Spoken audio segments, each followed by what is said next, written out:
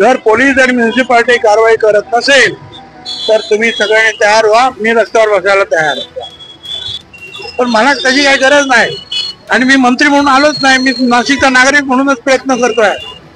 आमदार असेल नसेल, मंत्री असेल नसेल, पण जो काय माझा अनुभव आहे मुंबई शहरातील या सगळ्या गोष्टींचा, त्या दृष्टीने मी माझे मत मांडतोय. तो प्रकल्पाला मार्ग उशीर होते असं वाटतंय तुम्हाला?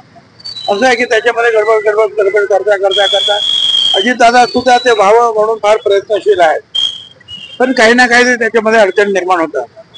मग रेल्वेचे ज्यांच्याकडे हे काम होतं त्यांना मी बोलवलं आणि मी त्यांना सांगितलं की तिथे जे आहे मध्ये काय म्हणायचं ते जुन्नर भागामध्ये तिथे जवळ नारायणगाव दुर्बिणी आहेत,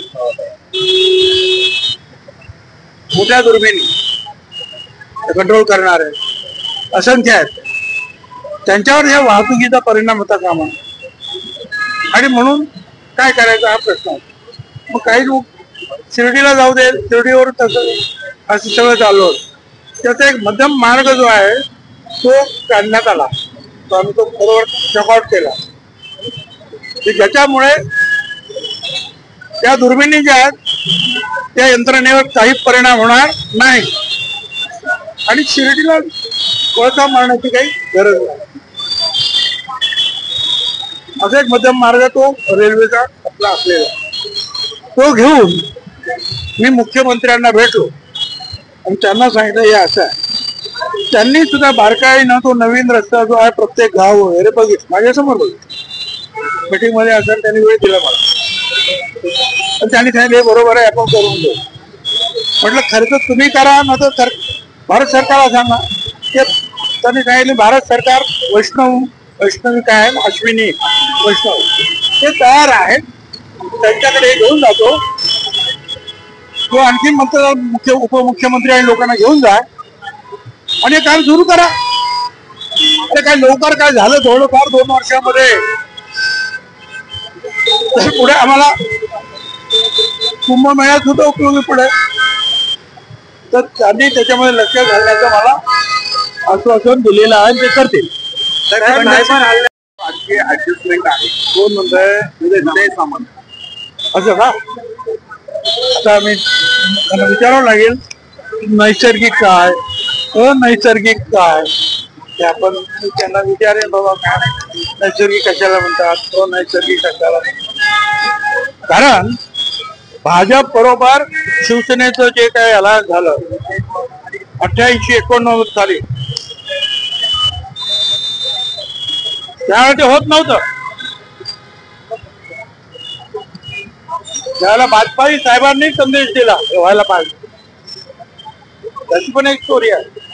आणि ते जेव्हा व्हायला लागलं तेव्हा मी स्वतः मनोहर जोशी आणखीन काही आणि समोरून जे आहे हे गोपीनाथराव मुंडे होते, प्रमोद महाजन वगैरे सगळी म्हणते, आम्ही बसून 1 महिन्यामध्ये जे आहे हे अलायन्स घडवून आणलं. ते पण असं घडवूनच आणलं होतं. नैसर्गिक जे असतं ते असंच होऊन जातं, ते घडवून आणण्यासाठी प्रयत्न नाही करावे लागेल. त्यावेळेला काही लोकांचा विरोध होता आणि गोष्ट सांगायचा भाजपचा विरोध होता आणि भाजप सांगत होते की हे प्रांतिक पक्ष आहे आणि आपला भारतीय पक्ष आहे त्याच्यामुळे नाही करायचं.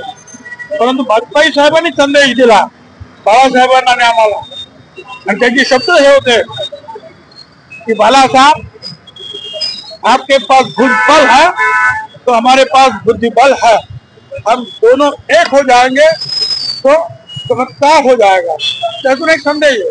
भुजबल म्हणजे तुमच्याकडे शक्ती आहे आणि आमच्याकडे युक्ती आहे. शक्ती आणि युक्तीचा संगम होईल. त्यानंतर जे आहे सगळं वातावरण निवळलं आणि सगळं एकत्रीकरण झालं. आता ते नैसर्गिक व्हायला सुद्धा जे प्रयत्न करावे लागले. त्यांची बातमी करण्यासाठी गेल्या आता ते लोक फोटो काढता आणि धमक्या देता, अंगावर जाऊ देतात. यांची जी कंप्लेंट आहे ती पोलीस त्यांना केली तरी त्यांना त्यांच्यावर कुठल्याही पद्धतीची कारवाई करण्यात आली नाही. ठीक आहे, ठीक आहे. मग यासाठी जे आहे जर पोलीस आणि म्युन्सिपालिटी कारवाई करत नसेल तर तुम्ही सगळ्यांनी तयार व्हा, मी रस्त्यावर बसायला तयार आहे. ठीक आहे, बघू ना. शेवटी काही नाही तर आपला रस्ता तो आपला आहे ना, लोकांनी होतो ना आपण. तुम्ही येत असताना त्याकडून त्यांनी ते सगळे चुकून असेल. अहो मी ते 100 वेळा सांगितलं तर महानगरपालिकामध्ये आमचं कामच नाहीये. पोलिसांना सांगितलं, पोलिसांची पोलीस चौकी बाजूलाच आम्ही करून दिलेली आहे. ते इमानशो राय होता तेव्हा ट्रॅफिकचे पोलीस आहे ना तिथे चौकी. मी त्यांना सांगितलं, 2 पोलीस तिकडे जरा येऊन जाऊन चक्कर मारायचा, कोण आला का हटाव, संपला विषय. ते सुद्धा होत नाही. Everybody is very busy. कामाचा लोड वाढलेला आहे. तज्ञ आहेत, मी काय त्यातला काही तज्ञ नाही. त्याच्यामुळे सायबर हल्ल्यामुळे ते कोसळलं की काय हे तज्ञच सांगू शकतील. आणि तज्ञ बोलतील तर माझ्यासारख्या म्हणजे काय बोलू. नाशिक जिल्ह्यातील नैताळ या ठिकाणच्या गावकऱ्यांनी आपली भेट घेतली. नारायण जमीन घोटाळा त्या ठिकाणी करण्यात आलेला आहे. तब्बल 30 एकर जमीन लागते. एकूणच तिथल्या गावकऱ्यांनी आपली भेट घेतलेली आहे, न्यायाची मागणी केलेली आहे. ते आहे. आता ही जी गोष्ट आहे इथे काय होतं की आता ही रेव्हेन्यूचा हा प्रॉब्लेम आहे. रेव्हेन्यू म्हटल्यानंतर कलेक्टर आणि ते सगळे आहे. तर पहिल्यांदा कलेक्टरला सांगतो, नाही तर मग पुढे वरती वरती वरती. काही वेळेला जे रेव्हेन्यूची काम आहे ते सुद्धा पोलिसच करायला जातात. असं सुद्धा एका ठिकाणी घडतंय. काही बिल्डर लोकांनी काही गडबड केली, पोलिसच कारवाई करायला लागले. अरे तुमचं काम ते नाही आहे, तुमचं काम ते रेव्हेन्यूनी करायचं आहे. अरे रेव्हेन्यूनी सांगितलं तुम्हाला की यांना काढा बिडा तर त्यांना मदत करायची आहे. पण ठीक आहे, आता सगळ्यात प्रथा परंपरा बदलायला लागलेल्या आहेत. काय करायचं मिळते. पण मी जे आहे ते माझ्याकडे आलंय, मी कलेक्टरला सांगणार आहे आणि काम करायला लावणार. वारी पंढरपूरला वारी ज्यावेळेला येतात त्यावेळेला प्रमुख सगळे अधिकारी उपस्थित असणं महत्वाचं आहे. त्या ठिकाणी जर बघितलं तर कुठले प्रमुख अधिकारी दिसत नाहीये. त्यांच्या जिव्हाळ्यात हा विषय वाटत नाही, त्यांना वाटत नाही. त्यांना अतिशय खूप काम असतं. डेव्हलपमेंटचं एवढं काम असतं की त्यांना अनेक अधिकाऱ्यांना सगळ्यांना जे आहे मानस हॉटेलमध्ये जाऊन चर्चा करावी लागते. तिथे वेळ काढावा लागतो त्यांना. आणि दिवसभर वेळ तर संध्याकाळी पण जातात तेवढी. ते सगळं काय माहिती आहे मला. त्याच्यामध्ये फार बिझी आहे. पण मला त्याची काही गरज नाही. आणि मी मंत्री म्हणून आलोच नाही. मी नाशिकचा नागरिक म्हणूनच प्रयत्न करतोय. आमदार असेल नसेल, मंत्री असेल नसेल, पण जो काय माझा अनुभव आहे मुंबई शहरातील या सगळ्या गोष्टींचा, त्या दृष्टीने मी माझे मत मांडतोय. आणि पोलिसांचे आणि म्युन्सिपालिटीचं हे काम आहे, त्यांनी करायला पाहिजे.